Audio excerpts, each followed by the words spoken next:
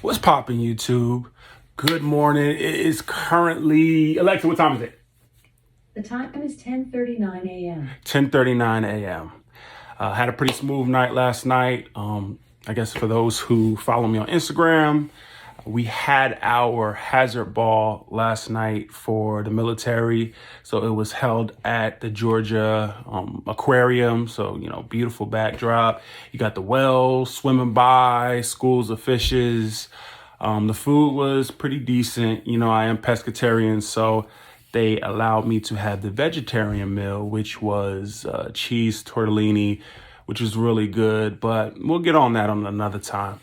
If you've seen the description of the video, then you already know what time it is. I'm going to explain exactly how I got to Atlanta. So if you like this type of content, please like, share, and subscribe. And let's get into the story. Next question.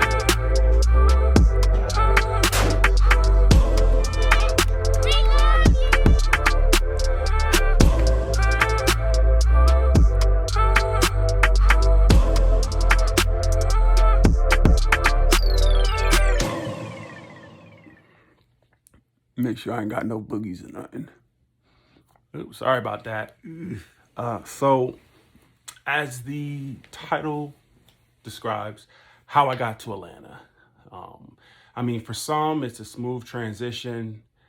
For me, not so much. It's something that I've learned to come to terms with. But, rainy day to day, kind of woke up, just really feeling blessed and thankful for all that it is that I have accomplished. Like, I literally just woke up. The only thing I think I did is, I did have a cup of coffee and I brushed my teeth. But just feeling very thankful and appreciative of what it is that I have been able to achieve, because when I did come to Atlanta, I had nothing. So let me set the time frame for you. I'm gonna take off my slide so I can get comfortable, right? I'm literally in a t-shirt and just a robe because it's just that type of day. I got something to do at 4 o'clock, so I'm pretty much just chilling, moping around until it's time to go.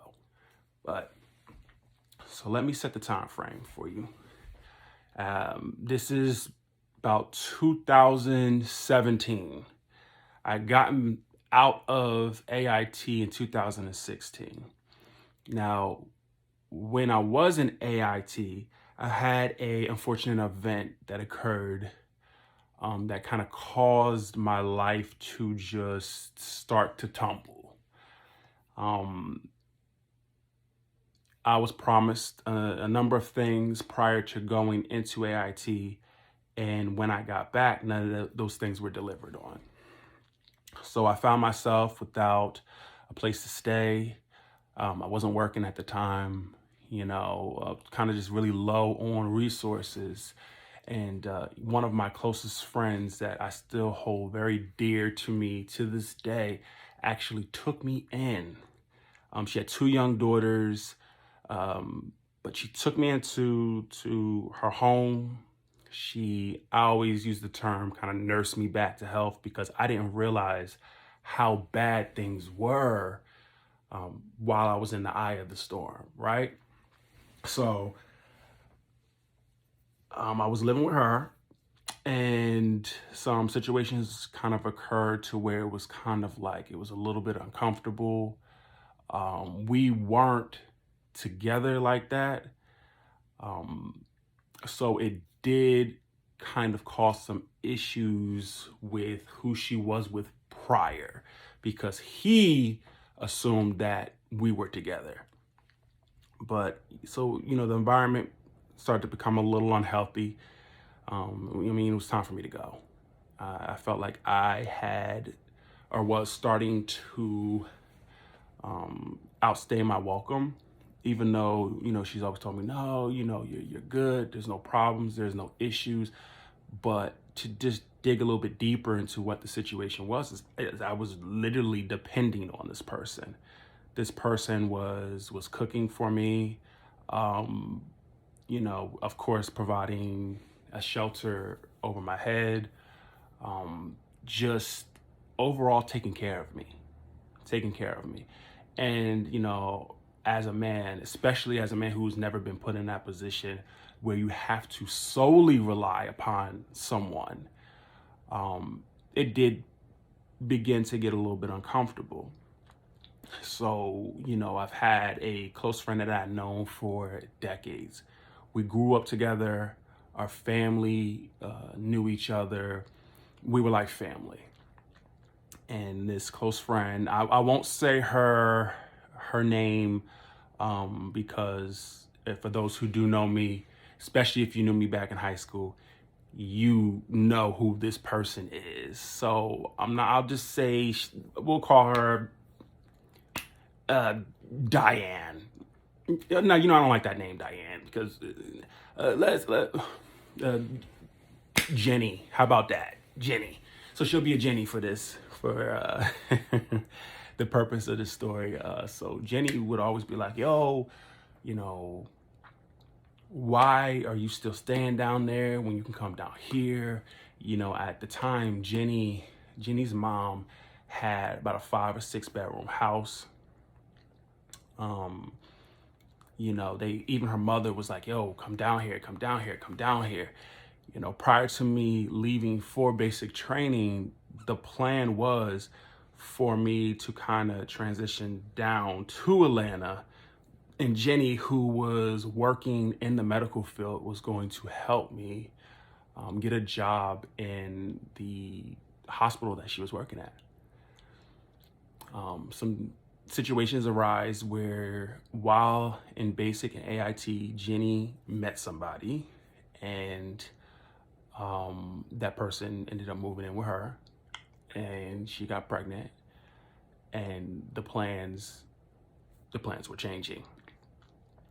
A big part of why I went into the medical field for the Army was based off of Jenny going to be able to help me, get into a job. And unfortunately, that was no longer the case.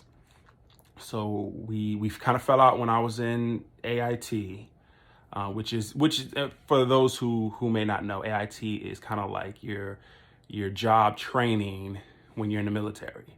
So being that I am a 68 Whiskey medical, it was more so the medical training. It was the next step from basic training. So, we fell out, and then the incident, I'll say in light, was the death of my father. And I will eventually go into detail how that came about. But for now, the death of my father actually ended up bringing us back together. And, we were talking on the phone, everything was good. Things were looking optimistic. But once I got out of AIT, it kind of felt like I was standing on the top of the tree and somebody had pushed me. And although, I was tumbling in all of these branches to try to grab onto, I couldn't catch my footing.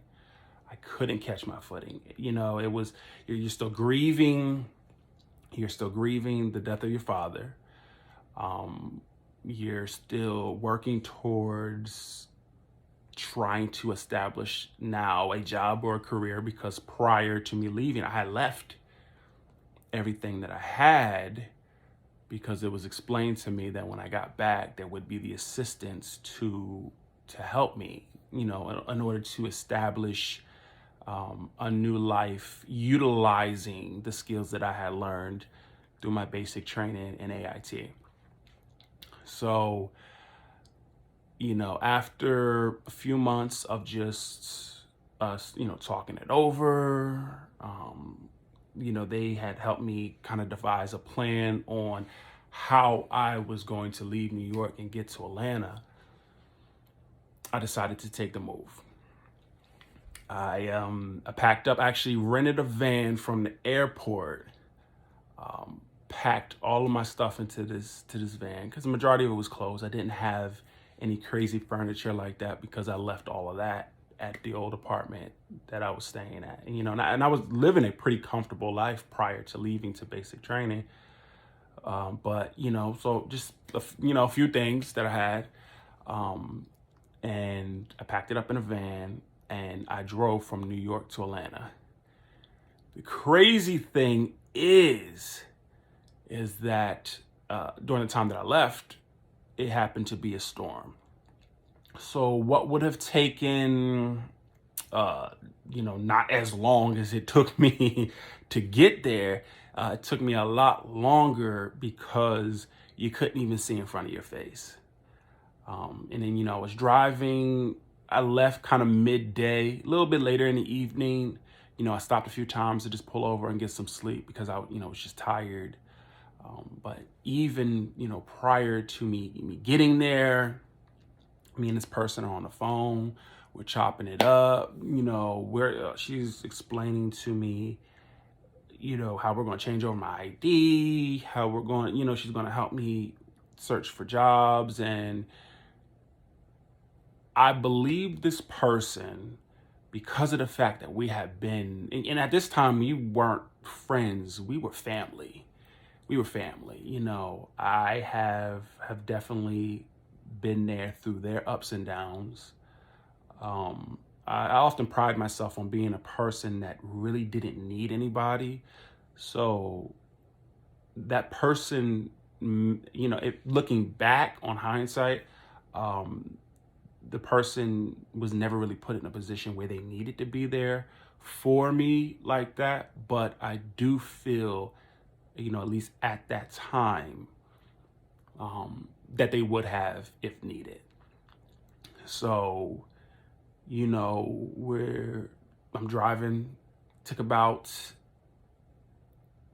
I want to say 19 hours, but give or take the time that I took to sleep and, get something to eat, the bathroom breaks.